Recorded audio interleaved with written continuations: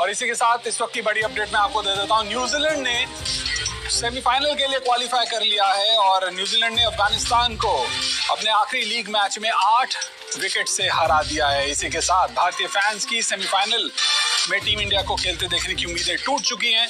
New Zealand ने शान के साथ अपनी चौथी जीत के साथ सेमीफाइनल के लिए एंट्री ले ली है और अब T20 वर्ल्ड कप में सेमीफाइनल की 4 टीमें तय हो गई हैं।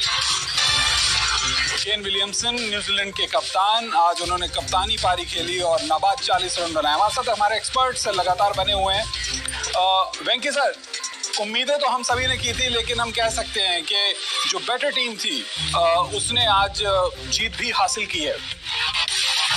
जरूर हम पहले शो में भी बोले थे कि मैं बोला था कि मैं चाहता हूँ न्यूजीलैंड जीते, मगर ऐसे नहीं होता है एक्चुअली, बिकॉज न्यूजीलैंड तो बहुत बढ़िया टीम है, बहुत क्रिकेट खेल है, बहुत एक्सपीरियंस है। केन विलियमसन स्पेशली बहुत अच्छी तरह से लीड करता है टीम को, अच्छी तरह से उनको बॉलर्स को रोटेट किया।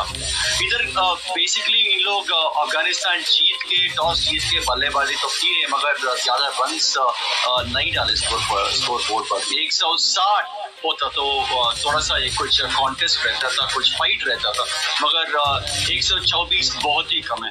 125 करना था न्यूजीलैंड को, तो उनको रोकने के लिए बहुत मुश्किल थी। चाहे राशिद खान हो या मुजीब हो या नादी भी हो, बहुत मुश्किल था। तो मेरे ख्याल से उन लोग ज्यादा स्कोर नहीं डाले। न्यूजीलैंड बेटर टीम, अच्छे खेला है, तो उन लोग I am happy for New Zealand.